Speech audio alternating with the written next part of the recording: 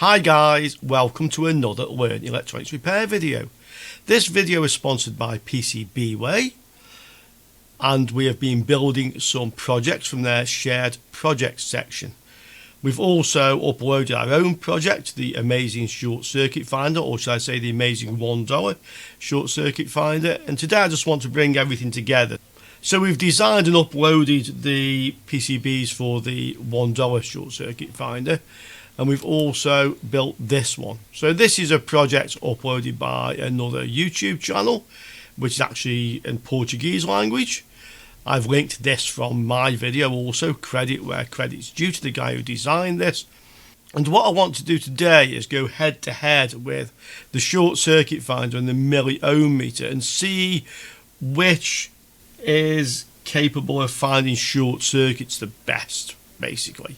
Also, I want to see if we can upgrade our short circuit finder to make it measure resistance and possibly make it measure down to 1 microohm. So this is where it all started, basically. Back in February this year, I designed the $1 short tracer, and you can see this video's had almost 120,000 views. It's been very popular. I know a lot of people have built this, and we can have a look at that in a moment. The original version, which yes, you can build for $1. From that, we made a part 2. So the part 2 of this project basically was to prove that although this thing actually runs on 4.5 volts, it will not kill or damage sensitive components such as a CPU or a GPU. So I proved on this video, both in theory and in practice with some actual GPUs, to show that that is not the case. Things then move on a little bit. So in June this year, I actually created an upgraded version of the short finder. So it's no longer actually a $1 short finder. It costs you a little bit more, but it's not very expensive to build. Certainly less than 10. And this was based on some work that a German subscriber, Detlef did to enhance the original version I built, and then I effectively upgraded again on his work, and we have the version I'm going to show you now. So this is what's going to go head to head with the Miliohm meter. All these videos, I shall link them from this one, so go into the description to this video or the pinned comment, and I'll put them in order so you can kind of follow the thing through if you haven't watched these chronologically and see how this suits you. After that, so moving on a little bit further, I then built the Miliohm meter. So this is the one based on the project which I found on PCBWay in the shared project section. If you upload your own projects, by the way, to PCBWay, you will get 10% commission on any PCBs sold. So this is a great way to actually get your name out there, get some of your work actually published, and people can build your projects or the PCBs without you having to actually invest any money in stock in the PCBs. It's a great way to get started if you're a hobbyist and you're interested in building projects and you'd like other people to be able to build them. So this basically takes us up until August this year when we got as far as building this one. We tested it and we found this was extremely accurate compared to the VC480C+, which is a commercial Miliohm meter. It was not only as accurate, but it could also actually display the resistance to one more decimal point than the VC. So it was a very, very interesting thing to build. And again, it's not expensive. I'll show you in a minute how I've completed this one. So let's have a look at all the projects we've built. I have it all on my bench. Let's see what I've done with it, and then let's get stuck in with a head-to-head between the two, and let's see which is the better. So here we have the actual original $1 short circuit finder. And this was very simple. You basically attach this to your meter probes, and I used a bench power supply, 4.5 volts input, connected to the meter. I can actually show you how that connects just by referring back to one of the videos, in fact the first video I made. So this is the short circuit finder actually attached to the meter. This will actually measure resistance down to 20 microohms, but it doesn't actually measure the resistance. it actually shows you the voltage drop between the two probes. So if there's an absolute short between the two, it should be 0, and then as the resistance increases, the voltage drop between the two probes will increase, and that's what this is actually reading. So it's reading in millivolts. The circuit is very simple. It's just an LM317 variable voltage regulator wired as a constant current source with a 22 ohm resistor, and it gives about 50 milliamps into the probes. So with the Aneng meter, which is the most sensitive one that I have, on millivolts range, if I short the leads together, this is 1 millivolt, so this is 100 microvolts, this is 10 microvolts, this is reading like 6 microvolts. So the lowest it can actually read is 1 microvolt, and that equates to 20 microohms. I'll show you in a minute how that actually works out. So that's how that works. So the updated version of this is this. The PCBs are from PCBWay. It's very simple to build. One LM317, same as this. It has 3 different values of resistors and a switch. So whereas this produces 50 milliamps, this one you can switch between various currents. 50 milliamps being the highest, and I think it was 35 and 3.5. That's one actually built. I'll just zoom down and show you actually. So to populate the PCB, this is one of the PCBs from PCBWay. We just need the LM317 and these 4 resistors. The first 2 are actually a 27 ohm and a 330 ohm in parallel, and that's done to effectively give 25 ohms, which is 50 milliamps, because 25 ohms is not a standard resistor value. You'll notice some of the resistors are 0805 and some are 0603. It's just what I had in those physical sizes for the values I wanted. The second one is 120 ohms and the third one is a 1.2k. So this switch will switch between the 3 ranges. So there on there, we have the, you can see the 2 sockets mounted here, and then I've used hot melt glue and I've attached this to a battery pack. So you can see the battery pack is just wide in here.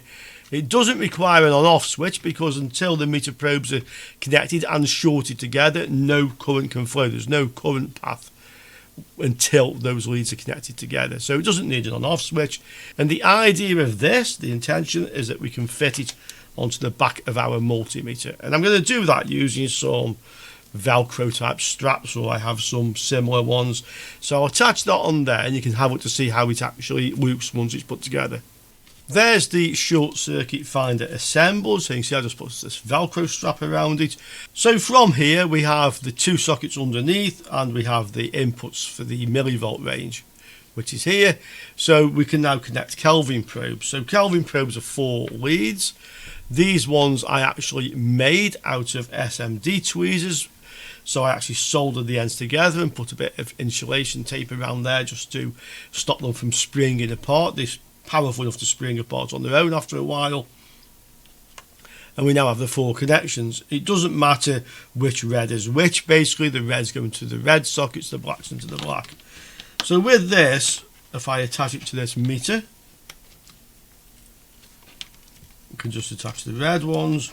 You see what I've done with the Kelvin probes? I actually soldered the 2 black wires on one and the 2 red on the other, because when you buy these SMD tweezers, they have 1 red and 1 black wire on. So I just swapped them around to suit what I wanted. Once I've attached the leads, if I now switch this on onto volts range, you will see it's reading around 4.3 volts. That's the actual voltage coming from the batteries we have here.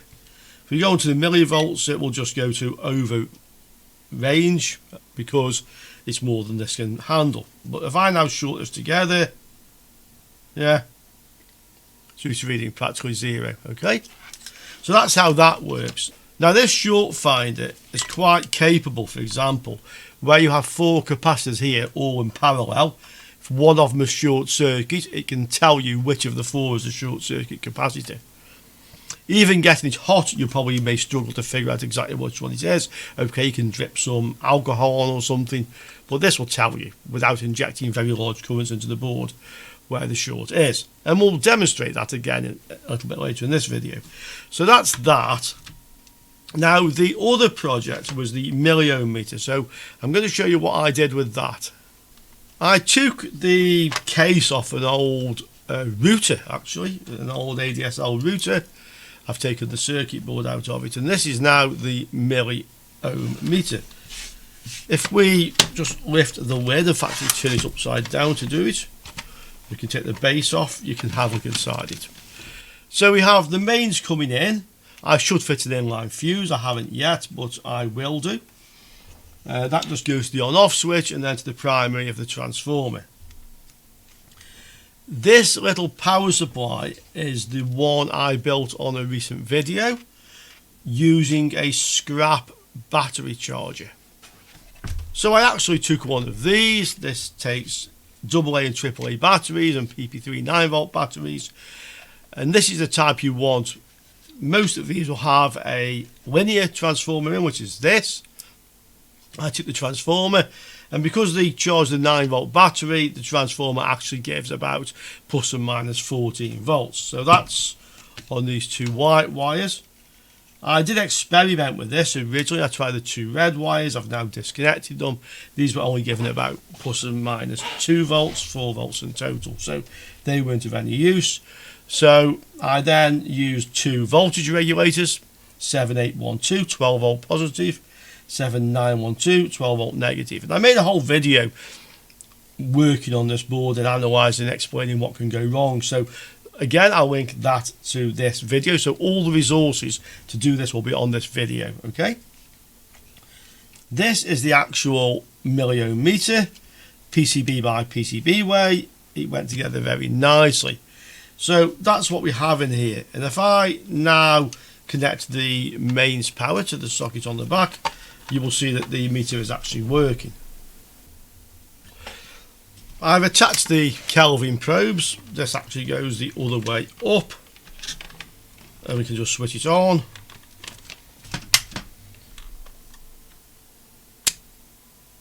Okay, and you can see it's reading 11.46. So if we now short the probes together, this will zero. It takes a little while, it's a little bit slow, but it's an inexpensive item. I mean, to build this, all in all, you should be able to do it for $20. The circuit is so simple, you could actually build it on Vero board. So that is the Miliohm meter. Now you'll see, if I short this together, this is ohm, so it's 1 ohm.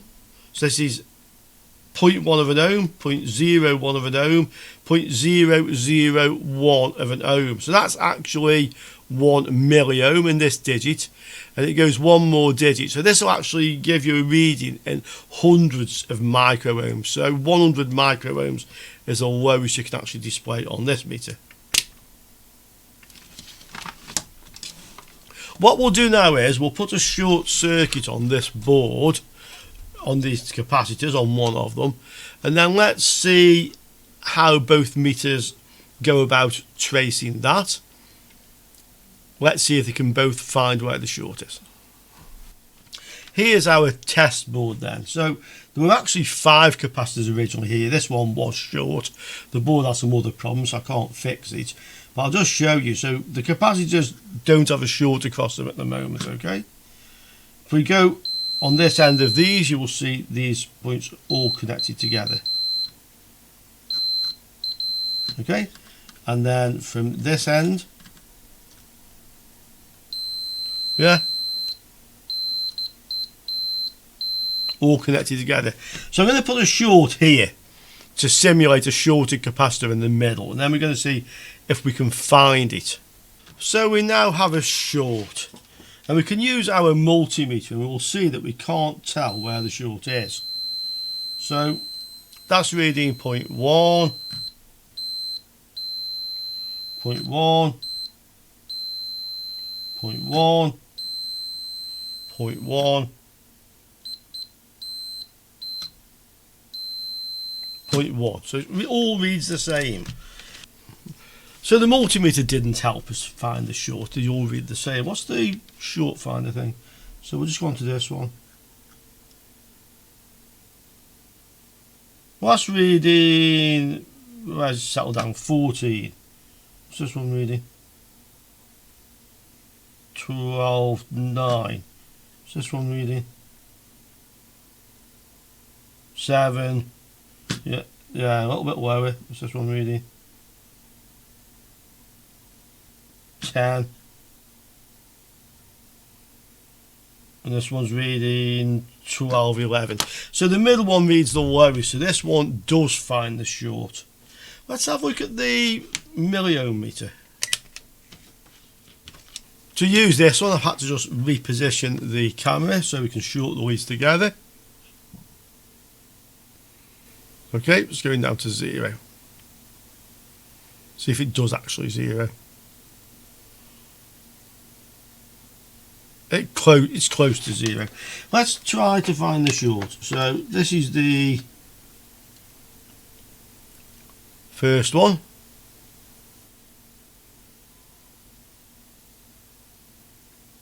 And that's reading 50, 49, 48, 47, 46, 45. It stopped at 45. That's that one. Next one.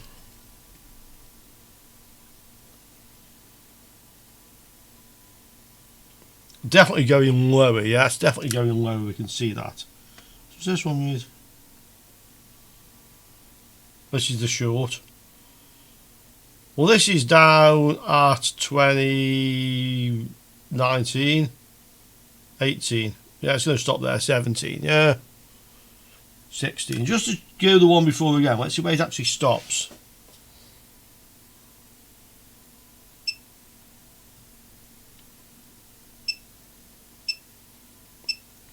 Stops at 24.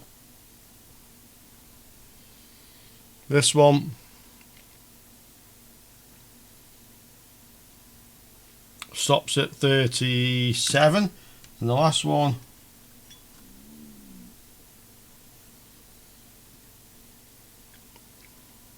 stops at 34. Okay, so that definitely found the short. It's a little bit more conclusive than the other one, but it takes a little bit longer to settle. But we can say without doubt it found the short. So we know that both the original $1 short finder, or its slightly more expensive reincarnation, and the Miliohm meter can find the short.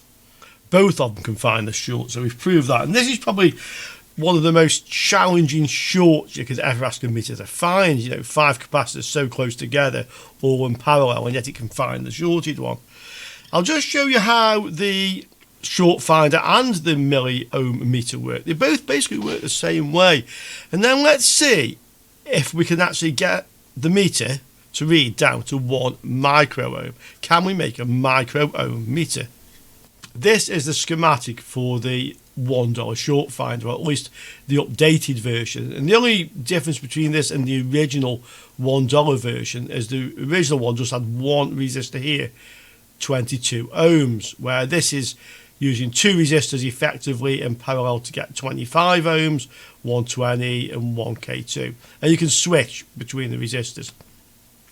So depending on which resistor you switch, you get a constant current source powering into the short circuit. So on the highest setting, if you like, the highest current, this is 50 milliamps. Okay, that's how that actually works. And that's as simple as it is. Our meter measures the voltage between here and here. The lower the resistance, the lower the voltage. So it's not measuring the resistance, although you can calculate the resistance. It's really designed to find the lowest reading, because when you're short finding, that's what you really want to know. Where is the lowest reading? Because that is where the short is. And here is a schematic for the Miliohm meter. Although it looks completely different, it's actually basically the same thing, or at least this half of it is, because this is a constant current source, in the same as I use the LM317. It's probably more accurate, so it's using a voltage reference, TL431, an operational amplifier, and a MOSFET, but that is a current source, constant current source, and by setting the variable resistor here you can set the current. So you can put your meter across the output here in milliamps range, and you can set this to 100 milliamps, which is what I did if you watch the whole video.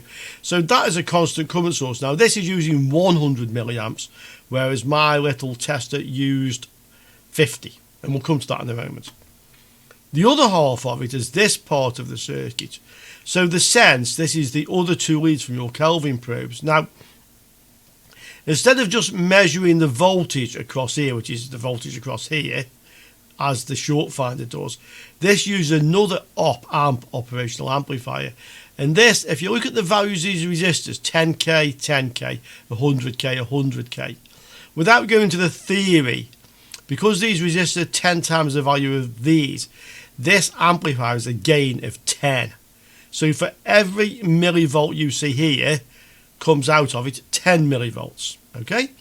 It just gives a gain of 10. It increases the voltage it sees by 10. This little potentiometer is just to zero it, and then the meter goes here. So the meter, whatever voltage the meter reads, is 10 times the voltage of the sense. So that's how that one works. And I'll explain now on paper why it has this 10 times multiplication, and also using the short finder how you can actually calculate the resistance. So how does the short finder work? Well, basically it has a constant current source, 50 milliamps, okay? And that constant current source feeds into the resistance we are measuring, whether it's a resistor or whether it's the resistance of a short, okay? And that's what it does. Our meter, or in this case I'm using millivolt meter, it goes across here, and we measure the voltage across the resistance. So what's the minimum resistance we can actually read? Well, we know the meter can read down to 0.001 millivolts, okay? That's a thousandth of a millivolt, okay? A millivolt is a thousandth of a volt. So basically in volts, it's reading 0.0000001 volts. Okay, that's the minimum voltage that this meter can read in the millivolt range. We know what the current is, it's 50 milliamps, and we know Ohm's law. So Ohm's law, V, I, R in the triangle. And we wanted to know what is the minimum resistance, okay? Well, we know what V is and we know what I is. So to get R, it's V over I, okay? Which is 0.00001 volts divided by the current, which is 50 milliamps. But we have to put the current in amps, okay? So we need to convert the milliamps to amps. So that's easy. It's 1 here would be 100 milliamps, 0. 50 is there, 5, yeah? So that is 50 milliamps, okay? 0.050 if you like, it doesn't make a difference, it's the same thing. So if we divide the voltage, the minimum voltage we can read, by 0.05 amps, 50 milliamps, we'll know what the minimum resistance is that we'll read. So let's have a look. Here's the calculator. So 0.000001, that's the lowest voltage we can read, divided by the current, 0.05, okay, equals 0.00002. What's a zero? 0.00002. How many ohms is that? Well, that'd be 1 ohm, okay, that'd be a tenth of an ohm, that'd be a hundredth of an ohm, that'd be a thousandth of an ohm. Yeah. Effectively 0.001, that would be 1 milliohm. Yeah. The next is tenths of a milliohm, which is 100 microohms. The next is tenths of that. So that is a 1 would be 10 microohms. So that is 20 microohms. And that is the resolution of our meter, 20 microohms. What about the milliohm meter? Well, the lowest reading that can actually show is 0.0000. I'll switch it on. 1. Okay, so that's the lowest that can actually display on the meter that's on there, which is a 5-digit meter. So we know this is reading in ohms. This reads in ohms, okay? The reason we know that is because of the 10 times multiplier in the op amp, and I'll show you that. Okay, so what this can actually do is it can read a tenth of an ohm, a hundredth of an ohm, a thousandth of an ohm. That is 100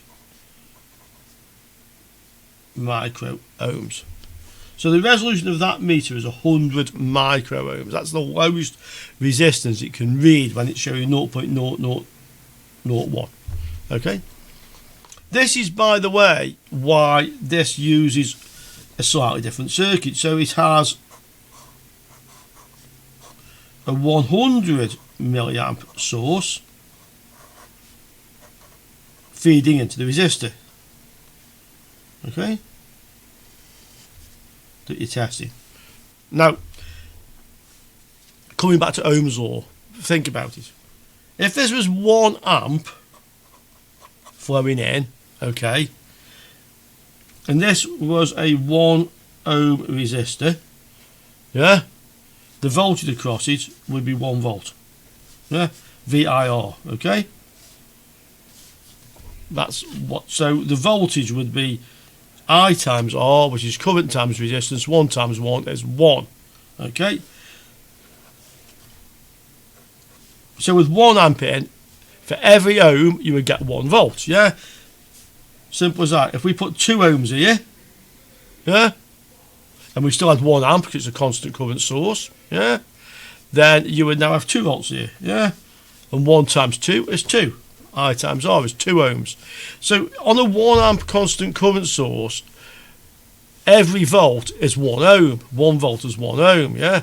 But we don't have a 1 amp current source. We have a 100 milliamp current source, which is a tenth of the current. So therefore, every ohm is not 1 volt, it's 0.1 volts, yeah. So 1 ohm would be 0.1 because it's a tenth of the current. So to get the meter to display 1, what do we have to do? We have to multiply that voltage by 10. Yeah? Basic. So across here, and across here, there's our operational amplifier times 10 gain. And our meter is there. Yeah? You see how the circuit works? Okay. Back to there, by the way, ground's ground. So that's what it's doing, and that's why it has times 10 gain, because it's using a tenth of an amp, and we want to display in ohms. Okay, so that's what our milliohm meter can do, and that's the lowest resistance it can read. Our short finder can read 5 times lower. But what would happen if we increased our current source from 50 milliamps to 100 milliamps? Twice as much current. Well, I'm fairly sure, and you can do the maths, you can see the formula, you can work it out yourself. But if we double the current, okay, we can halve the resistance for the same voltage drop.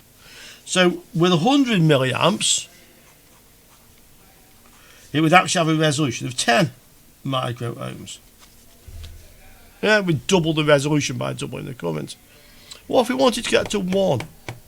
Well, what if we stuck an op amp on here times 10 and fed it into our meter? Like this does, yeah? But we don't feed it into the 5-digit meter on the front of the of this thing. Yeah, that one. We don't feed it into that meter. We feed it into our meter, our millivolt meter. Yeah. So connected to the end of here, we have our meter in millivolts. Yeah. What you'd have now is every microohm is 1 microvolt, synonymous because of the 10 times multiplier and the 100 milliamps coming in. So that meter would read our meter down to 1 microohm, and we now have a microohm meter. Yeah. So we could modify this to give 100 milliamps, and we could add the times 10 amplifier to it as well, and get, in theory, a micro ohm meter. Whether it's stable enough, I don't know, but we can try it. But we don't have to try it by doing that, because we already have a 100 milliamp source, constant current, and we already have a times 10 amplifier in here. Yeah, this already has them. They're already there for us. So let's just disconnect these leads. They're already here for us. Everything's already here, yeah. It's already here. We've already done it. Oh, didn't mention, but by the way, that's just to stop people poking their fingers in and touching the live. I will black this lot off when I finish this off. But we have already here the 100 milliamp source. Yeah, and we already have the times 10 amplifier. So what I've done is, and let's connect it up now, we'll do this. All we need to do is connect our meter, which reads down to 1 microvolt, in place of this meter, which only reads down to 100 microvolt. Yeah, simple as that. And the best way to do that is to fit 2 more sockets on the side of here. Yeah, and strap them to the wires which go to our voltmeter. Yeah, on here. So let's do it, and then let's see if we can read down to 1 microohm. Okay, so I fitted the 2 sockets, and I've just strapped the 2 wires to the same place that the built-in meter goes to. So I can actually get both displays on at once, to be honest. So I can just push this back together. I'll screw it together later.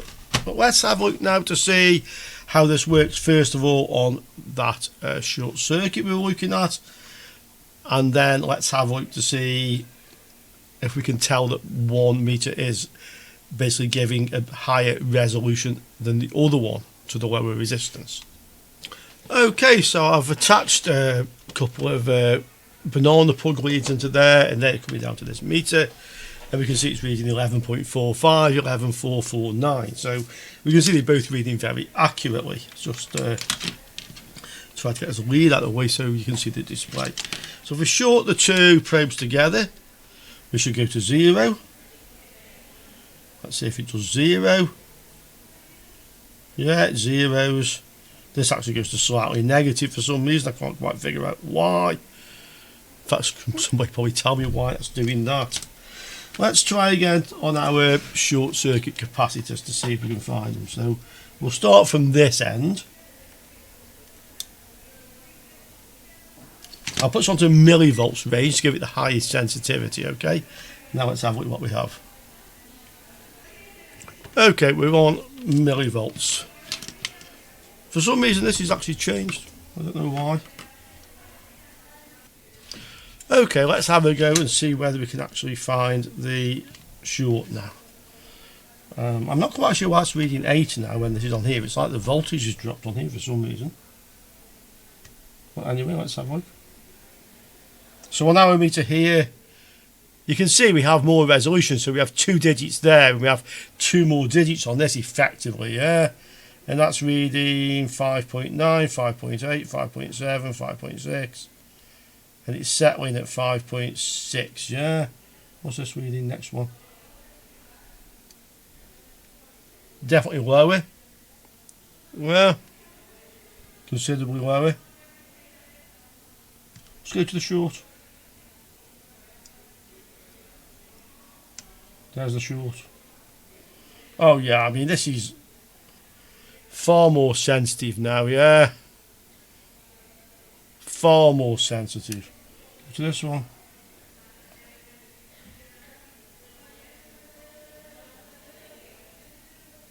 Yeah, 3.0. Slightly higher.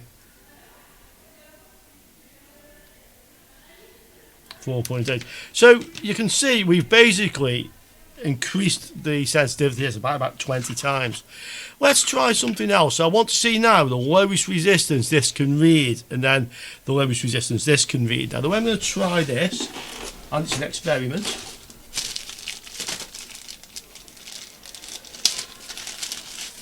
I will have a look to see why that's changed. Let's have a look. So if we try and slide the probes against the copper track, I want to see how close we can get them together before this reads 0. So we know if we touch the leads directly, see if we can 0 it. Yeah, that's 0'd and this one isn't quite 0ing. Okay, let's try this. So let's go onto a track. We'll just go to the end one. It's the easiest one to get to. Okay, what's that read? Well, the other one's reading about 0.14. This is reading over. Let's go to here. Okay, now they're both reading, yeah?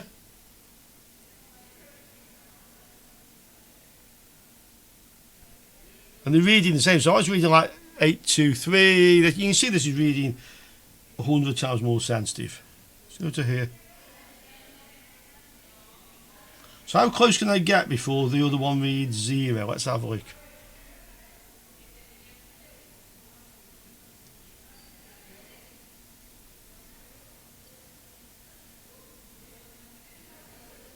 Yeah.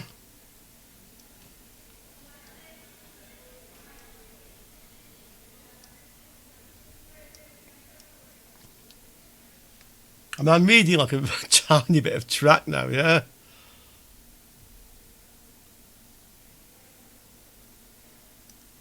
All you can say is for definite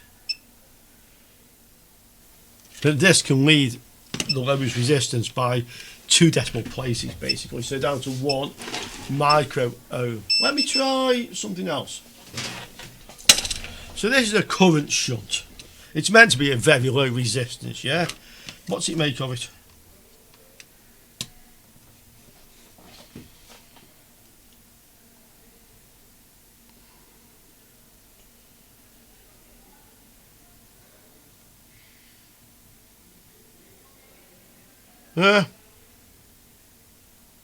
It's certainly reading. So I mean, it's reading them on both. But we can say for definite this one has the higher sensitivity. I just can't find anything low enough resistance here to actually read. I've just disconnected the other meter, by the way.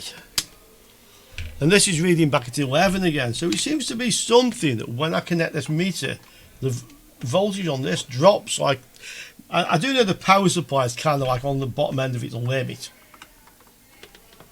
Yeah, you see it's doing it. Okay. I assume what's happening here is this is putting a little bit extra load on compared to that meter, and that's why it's dropping the reading. I mean, I could modify this with a little switch that will switch between the two, but it was interesting to see both of them on at the same time, I think. It doesn't do it, by the way, if you notice when we're on volts range on here, only when we're on the millivolts range. Okay? So guys, that was an interesting conclusion, I think. We can definitely say then several things. So both these meters on their own are well capable of finding a short circuit even in a little block of capacitors like this. And that's probably one of the hardest cases you could actually give to a meter and expect it to find it. And they'll both do it, that's good.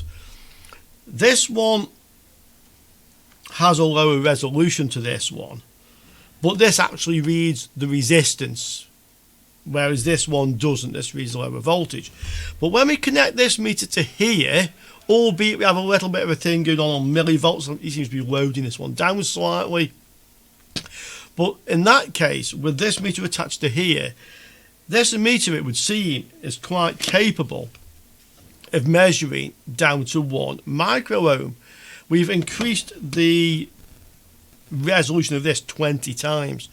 I'm not saying it's dead accurate, but what I am saying is that for a short circuit finder, with this strapped to this, you have an extremely sensitive short circuit finder that can actually distinguish a difference of 1 microohm, even if it's not giving an exactly accurate reading. I will modify it further. I'll put a switch to switch between the 2 displays rather than trying to run them both. But I hope you agree with me. I mean, this thing cost, well, I'll tell you really how much this costs. I'll just unplug this. We'll just get inside it and I'll just give you a good idea. So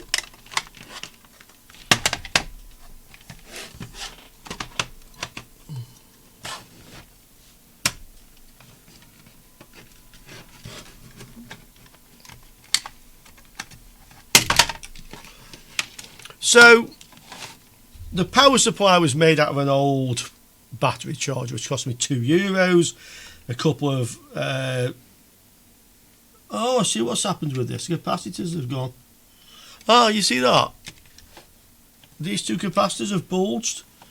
They mustn't be able to handle the voltage. I thought they were good enough. Oh yeah. Okay, these capacitors are fitted. I rated at 16 volts. My supply is rated at 14 volts, and yet it's too much for them. Can you see? Okay, but no problem. We can change the capacitor to some high voltage ones. Now we know what the problem is there. We've fixed that. And that may stop this thing with the thing dropping, actually. But basically, as we said, this is taken from an old battery charger, €2. I also salvaged some interesting parts from it. A plus and minus 12 volt regulator, 7805, 7905, are just a few cents each. Capacitors were all salvaged. This PCB I got 5 for $5 from PCBWay plus the postage. The parts on here, OP07, 2 of them. A MOSFET, I used this 1 add line around. There's probably, and you could build this on Vero board, there's probably only a few euros worth of stuff there. Most expensive thing in this meter, about 6 or 7 euros. So let's say between that, 8 euros with the thing I salvaged, 9 euros. There's probably, with the connectors. Look, can we say that this thing cost me less than 20 euros to build, and probably quite a lot less? Yeah, probably quite a lot less than 20.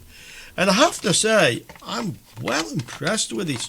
I'm impressed with the accuracy. We compared on the other video with the VC. It's very accurate, and I have to say, I'm really impressed with this thing, guys. Hope you like it. Hope you're thinking of building one, because I will definitely be using this on future videos. I'll probably use this as my go-to device now, especially I can plug this into the side of it. Okay, so there you go. Thanks very much to PCBWay for sponsoring this video. I think I will actually upload a new PCB that incorporates the power supply and the whole thing into one, and I'll put that on the shared projects on PCBWay, so you can actually download that. I could also make the surface mount much smaller. What do you think, guys? Would you prefer to put together 3-well or surface mounts? Maybe I'll do one of each. Yeah, why not? Thank you very much again to PCBWay for sponsoring this channel. You're allowing me to do a lot of things that I know a lot of you guys are very interested in, so I think you can all say thanks to PCBWay. If you want to build any projects, look on their shared projects. If you want to upload your own, go and do so. And if you want to buy any PCBs, please give them a try. Okay guys, hope you enjoyed that, and I'll see you all very soon on another Win Electronics Repair video. Ciao for now, guys.